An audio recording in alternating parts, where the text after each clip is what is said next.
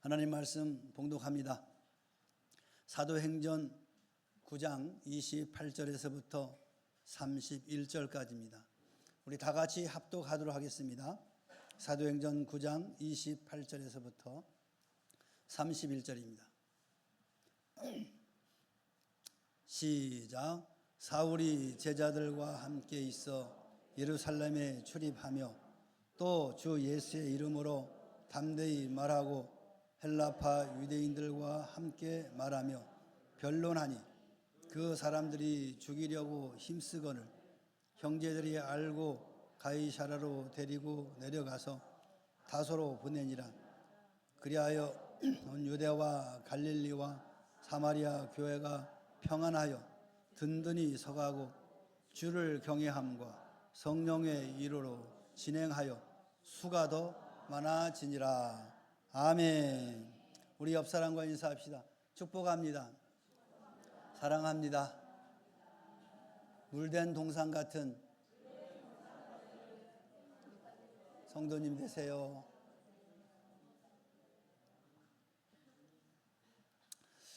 어떻게 하면 우리 교회가 든든히 세워질 수 있을까요? 오늘 성경 말씀은 사울의 박해로 예루살렘 성도들이 흩어졌지만 사울의 회개와 개종으로 유대, 갈릴리 그리고 사마리아 모든 교회가 든든히 서가게 되었다라고 말씀하고 있습니다. 역사나 현실을 보면 어떤 교회들은 넘어지기도 하고 어떤 교회는 든든히 서기도 합니다. 교회의 이 견고성은 어떻게 이루어질까요? 교회를 건강하게 세우려면 어떻게 해야 할까요? 오늘 말씀을 통해서 함께 나누고자 합니다. 먼저 교회를 반석 위에 세워야 한다라는 겁니다. 그리스도는 교회의 기초입니다. 예수님께서는 이 반석 위에 내 교회를 세우리니라고 교회의 기초는 예수 그리스도 자신임을 밝히고 있습니다. 예수님이 누구신지 바로 아는 것이 교회의 기초가 된다는 겁니다. 예수님께서 가이사랴 빌립보에서 제자들에게 두 가지 질문을 하였습니다. 첫째는 사람들이 나를 누구라 하더냐라고 물으신 것입니다. 제자들이 말하기를 엘리야요, 에레미야요, 선지자요 이렇게 다양하게 예수님을 보고 있다라는 거죠. 이 제자들의 유대적인 그런 통념적 보편적인 영웅들로 예수님을 간주하고 있다라는 겁니다. 그때 예수님께서 제자들을 향해서 그러면 너희들은 나를 누구라고 하느냐라고 물으십니다. 그때 제자 중에 베드로 사도께서 이 제자들의 생각과 세계를 대변하면서 주는 그리스도시요 살아계신 하나님의 아들이시다라고 고백을 하게 됩니다. 이 말은 예수님의 정체성을 바로 알고 있다라는 겁니다. 예수님은 정치가나 혁명가 혹은 도덕가가 아니라는 거죠. 예수님은 죽음을 이기시고 부활하신 분이십니다. 마치 도마의 고백처럼 나의 주시며 나의 하나님이십니다 라고 밝힌 바와 같은 거죠. 도마는 예수님의 부활을 의심하였습니다.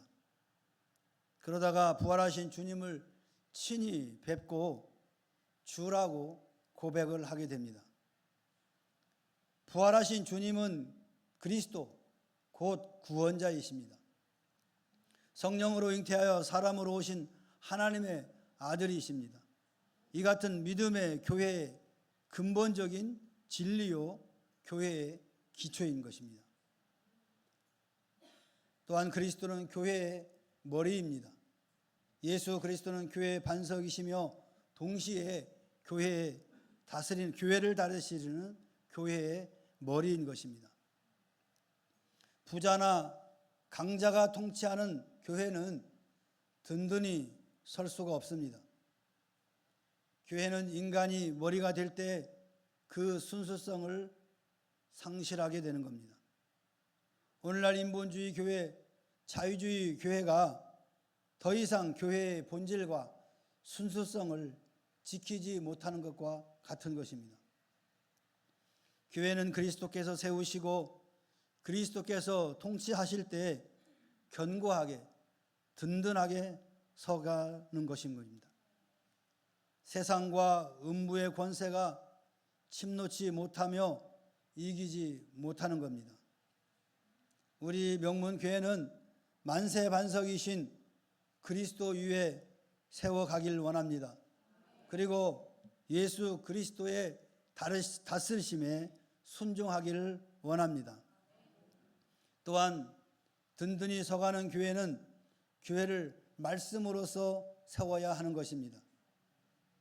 그러기 위해서는 말씀을 배워야 하는 거죠. 바울 사도께서는 지금 내가 너희를 조화 및 그의 은혜의 말씀에 부탁하노니 그 말씀이 너희를 능히 든든히 세우사 거룩해 하심을 입은 모든 자 가운데서 기업이 있게 하시리라 라고 말씀으로서 교회가 든든히 서게 된다는 것을 교훈하고 있습니다. 말씀이 없는 교회는 바로 설 수가 없습니다. 기적의 기반을 둔 교회는 잠시 동안은 선 것 같지만 신비주의에 오염되어서 말씀을 떠나게 되고 말씀이 흔들리게 되는 것입니다.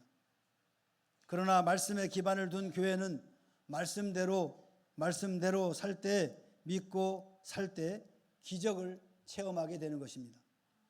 그러므로 말씀을 배워야 말씀으로서 교회를 든든히 세울 수가 있는 것입니다. 말씀에 뿌리 내리는 신앙을 소유하시도록 시간이 되는 대로, 기회가 되는 대로 여러분 성경 공부하는 데 적극적으로 참여해 주시기 바랍니다. 말씀의 교훈은 우리 교회를 굳게 세워 나가게 될 것입니다. 뿐만 아니라 말씀을 전해야 하는 것입니다. 바울 사도는 다메섹으로 예수 믿는 신자들을 핍박하려고 가다가 부활하신 주님을 뵙고 회개하게 됩니다. 그는 즉시 다메섹 사람들에게 예수의 이름을 담대히 말했다라고 사도행전 9장 27절에 기록하고 있습니다.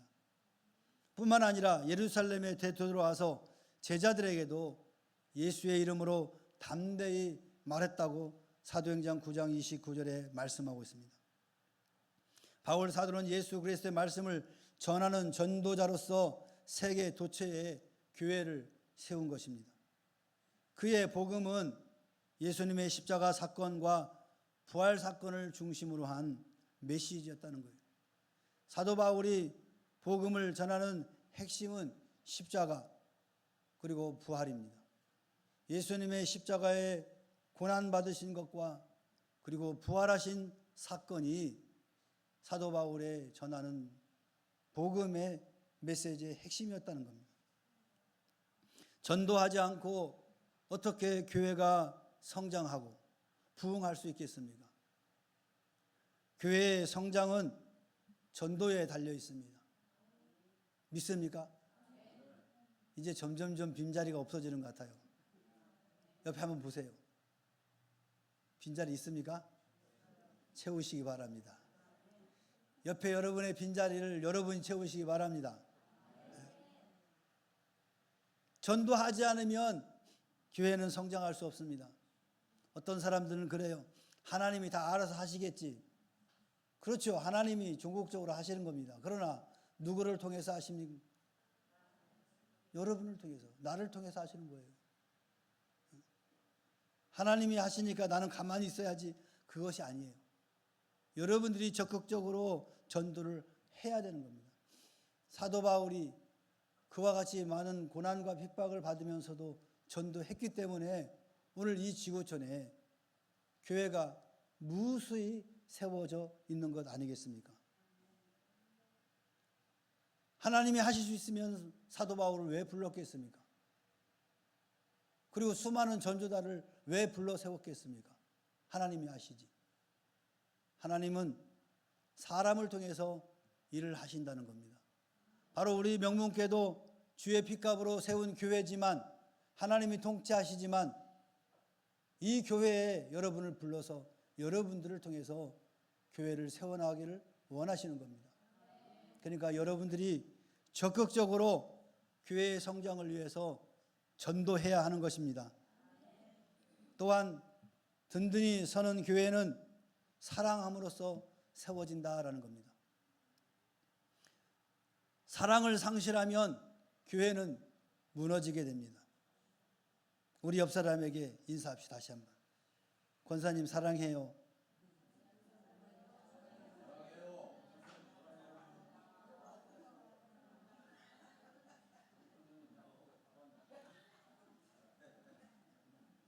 여러분이 그 사랑은 어떤 사랑입니까? 지금 말한 사랑은 가시적인 사랑입니까? 그냥 목사님이 하라고 하니까 하는 겁니까? 여러분 지금 입으로 그렇게 고백했던 그 사랑이 이 진심으로 우러나오는 사랑이어야 되는 거예요. 진심으로 내가 집사님을 사랑합니다. 그리스도의 사랑으로 사랑합니다. 한다고 한다면 여기에 무슨 불편함이 생기겠습니까? 여기에 무슨 갈등이 생기겠습니까? 그 사랑이 아니고 아까 누가 말한 것처럼 가식적으로 하니까 거기에 갈등이 생기는 겁니다. 진심입니다. 다시 한번 그러면 우리 옆에 사람에게 집사님, 권사님 사랑합니다. 집사님 사랑합니다. 진심입니다.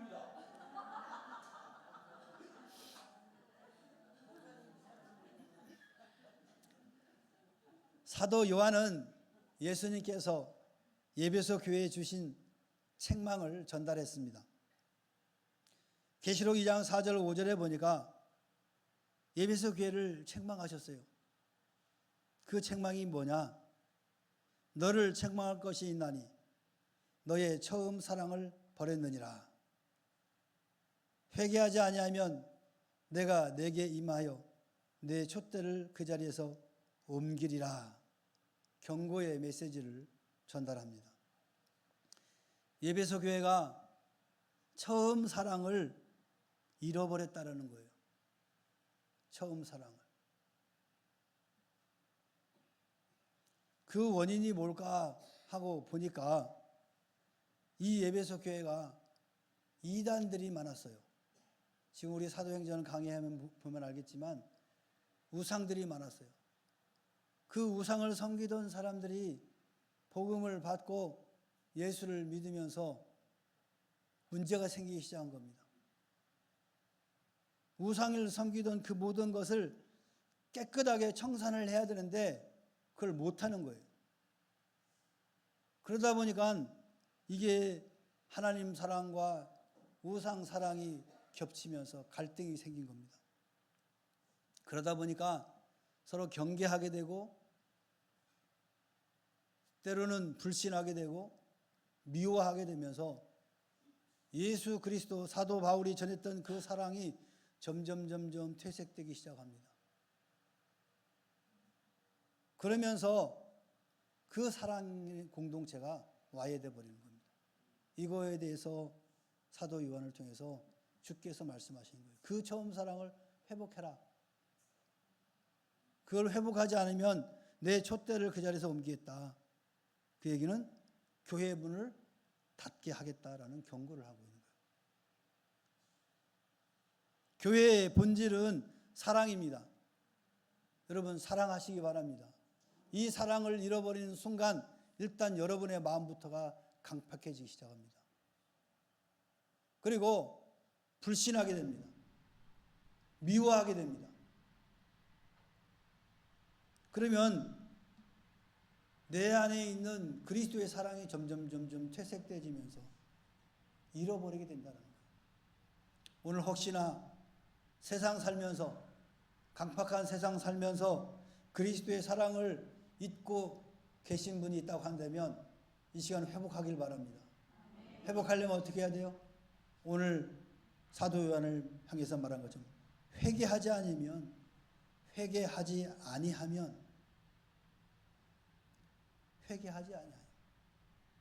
회개하라는 얘기예요. 여러분, 주님 앞에 나와서 뭘 그렇게 구합니까? 이것저것 구하는 내용들을 보면 전부 다 세상적인 것들이잖아요. 여러분, 세상적인 것을 구하기 전에 여러분의 심령이 회복되도록 하나님 나에게 그리스도의 사랑을 회복시켜 주시옵소서 라고 회개의 기도를 먼저 하시기 바랍니다.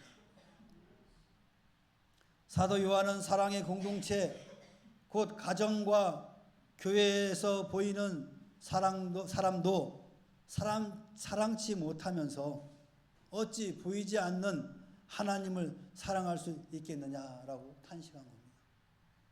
이렇게 앞에 보이는 사람도 사랑하지 못하는데 보이지 않는 하나님을 어떻게 사랑하겠냐는 거예요. 여러분, 사랑하시기 바랍니다. 하나님 사랑합니다, 사랑합니다, 사랑합니다 하면서 보이는 내 자식은, 내 남편은, 내 아내는 미워한다 한다면 그건 하나님 사랑이 아니라는 거예요.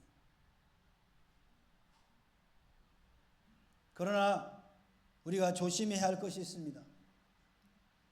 고린도전서 13장 4절에서 7절에 보면 사랑은 오래 참고 사랑은 온유하며 시기하지 아니하며 사랑은 자랑하지 아니하며 교만하지 아니하며 사랑에 대해서 사도 바울은 언급하고 있습니다. 오래 참아야 된다는 거예요. 사랑은 온유해야 된다는 거죠. 시기하면 안 됩니다. 또 내 사랑을 자랑해서도 안 되고 교만해서도 안 된다. 그런데 거기에 대해서 또 뭔 얘기를 했냐? 무례히 행치 아니하며 자기 유익을 구하지 아니하며 성내지 아니하며 악한 것을 생각하지 아니하며. 사람들이 가끔 보면 착각하는 사람들이 있습니다. 호의를 베풀면 그걸 착각하고 무례히 행하는 사람도 있습니다. 조심해야 되는 겁니다. 서로 조심해야 돼요. 잘해주면 그 잘해주는 만큼 윤리적으로 도덕적으로 이와 같이 행하면서 무례히 하면 안 되는 거예요. 저 사람이 나한테 잘해주니까 우습게 알고 무례히 행한다는 거예요. 사랑을 베풀면 그만큼 더 겸손하게 그 사랑하는 사람에게 베풀어야 되는 거예요. 세상 사람들은 그렇다고 할 수 있어요. 자기 유익을 구하기 위해서 할 수 있어요. 주고받으니까. 그렇지만 예수 믿는 저와 여러분들은 결코 그래서는 안 됩니다. 잘할수록 더 예의를 차려야 되는 거예요. 더 잘 해줘야 된다는 거예요.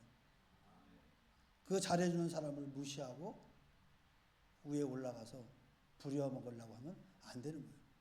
그걸 악용하면 안 된다는 거예요. 불의를 기뻐하지 아니하며 진리와 함께 기뻐하고 모든 것을 참으며 모든 것을 믿으며 모든 것을 바라며 모든 것을 견디느니라. 여기에 보니까 인내에 대한 얘기 참 많아요. 인내. 성도들에게 사랑을 베풀면서 인내하라는 거예요. 비록 그 사람이 무례히 행하더라도 인내하고 하라는 거예요. 그 무례히 행하는 사람은 좀 깨달으라 이 말이에요. 내가 잘나서 성도들이 배려하는 것이 아니에요. 그리스도의 사랑으로 배려하는 거예요. 세상 사람들처럼 착각해서는 안 돼요. 세상 사람들은 잘나면 그 앞에 줄을 서잖아요. 그런 생각으로 신앙생활을 해서는 안 된단 말이에요. 우리는 예수 안에서 다 한 영혼들이기 때문에 어린이든 노인이든 주님이 그 영혼을 사랑해서 죽기까지 하셨기 때문에 그 사랑으로 배려하고 베푸는 거지. 그 사람이 잘나서 똑똑해서 그렇게 하는 거 아닙니다. 그래서 성도들이 사랑으로 나누고 베풀 때 오히려 더 조심하시기 바랍니다. 무례히 행치 않도록 조심하시기 바랍니다. 그렇지 않으면 그 사랑이 깨져버리는 거예요. 그 그리스도의 사랑이 처음 사랑이 깨져버리는 거예요. 아, 내가 이렇게 배려했더니 저 사람이 저렇게 무례히 행하네. 다음부터 하지 말아야지. 그럼 거기에 뭐가 불신이 생겨버리는 거예요. 미움이 생겨버리잖아요. 에베소 교회가 그랬단 말이에요. 그래서 결국에는 교회가 와해돼 버리잖아요. 서로 사랑하되 하나님이 기뻐하는 방향으로 우리가 행해야 된다. 꼭 기억하시기 바랍니다. 사랑을 실천하면 교회는 든든히 설계됩니다. 사도 요한은 예수님의 새 계명을 강조하여서 그의 음성을 전달하는데 내 새 계명을 너희에게 주노니 서로 사랑하라. 내가 너희를 사랑한 것 같이 너희도 서로 사랑하라. 제가 매번 말하지만 이 서로라는 말은 먼저 사랑하라는 거예요. 먼저 사랑하라. 저 사람이 나에게 사랑을 주면 그 다음 내가 해야지. 이게 아니란 말이에요. 내가 먼저 사랑을 베풀으라는 거예요. 손을 내밀으라는 거예요. 서로 사랑은 율법의 완성입니다. 그 정신은 먼저 사랑하라는 거예요. 먼저. 신앙 공동체인 교회에서 교우들이 먼저 사랑할 때 예수님의 십자가 사랑을 나누게 되는 것입니다. 사랑이 식어지면 가정과 교회는 무너지게 되는 것입니다. 그러나 사랑이 가정과 교회의 울타리 안에만 갇혀 있으면 이 또한 교회는 설 수가 없는 것입니다. 자기들끼리 쎄쎄쎄 하고 놀기만 하면 그 교회는 든든하게 설 수 없다라는 겁니다. 우리가 여기에 있는 성도들만이 잘 먹고 잘 살고 재미있게 신앙생활하면 되겠습니까? 이 사랑을 나누어야죠. 이 사랑을 멀리 사랑, 즉 전도를 통한 사랑으로 승화시켜야 된다라는 거예요. 내가 받은 사랑을 또 이웃에게 나누는 거예요. 계속. 그게 이웃사랑이잖아요. 우리 이웃 가운데는 지금도 예수님의 십자가의 사랑을 듣지도 못한 수많은 사람들이 사랑에 목말라 하고 있습니다. 가장 힘 있는 교회는 이 사랑을 실천하는, 바로 전도하는 교회인 것입니다.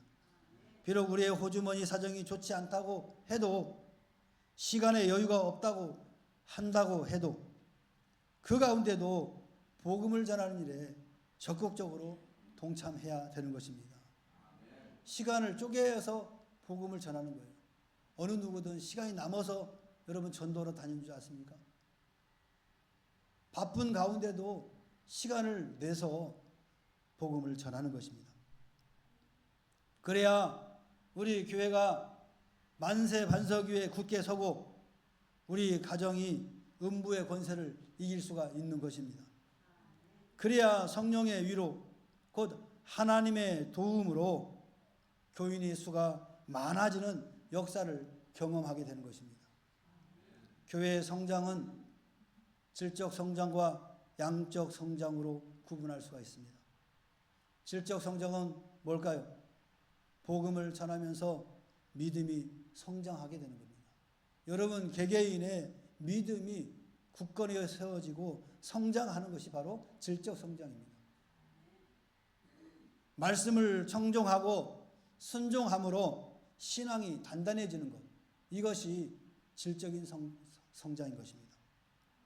그래서 명문교회도 바로 이 질적인 성장이 있어야 되는 거예요. 하나님 말씀을 청종하고 그 말씀대로 실천하는 거예요. 순종하는 것. 이때 우리 교회도 질적인 성장도 있게 되는 것입니다. 뿐만 아니라 양적 성장도 있습니다.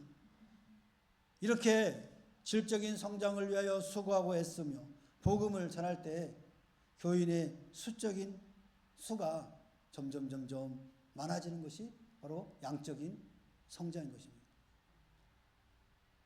우리는 질적 성장과 양적 성장이 같이 이루어져야 된다라고 생각합니다. 나 혼자만 믿음이 단단하면 뭐합니까? 전도도 하지 않고 나만 조용히 그냥 신앙생활한다? 성경에 그걸 원치 않습니다. 성경에 보면 예수 그리스도를 믿어 변화된 사람들은 반드시 가만히 있지 않았습니다. 복음을 전했습니다. 저와 여러분도 올 한 해 가기 전에 그 옆자리를 꼭 채우시기 바랍니다. 자, 손을 들으시고, 자, 옆자리를 탁 치세요. 네, 이 자리는 내가 채우리라. 왜 안 해? 따라서. 자, 빈자리를 치면서 해야지. 옆에 있는 사람 치지 말고. 네, 빈자리를 내가 올해 꼭 채우리라. 그리고 은혜 받고 여러분 직장이나 또 사업이나 그 일터에서 만나는 사람마다 복음을 전하는 거예요. 그러면 1년 내내 전화 한번 그 한 자리 못 채우겠습니까, 여러분? 채우고도 남지요. 하나님이 역사하는 거죠. 그러면서 내 믿음도 단단해지고 신앙도 단단해지는 겁니다. 사랑하는 성도 여러분, 우리 명문교회가 든든히 세워지기를 원하십니까? 우리 교회를 예수 반석 위에 세웁시다. 그리고 우리 교회를 말씀으로 세우고 사랑으로 세우기를 간절히 소망합니다. 이렇게 명문교회를 든든히 세우시는 저와 여러분들 위해 주님의 축복이 항상 넘치기를 축원합니다. 축원합니다. 우리 찬송가 494장 찬송합시다.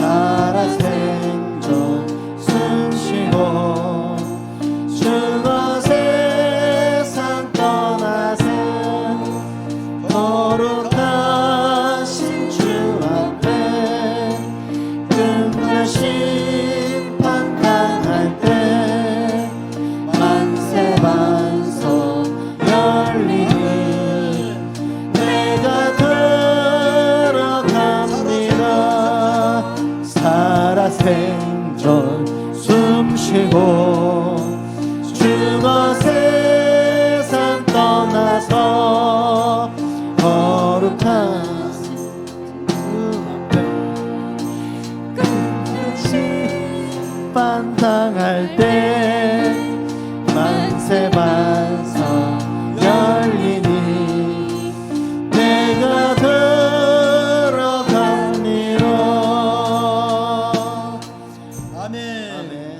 함께 기도합시다.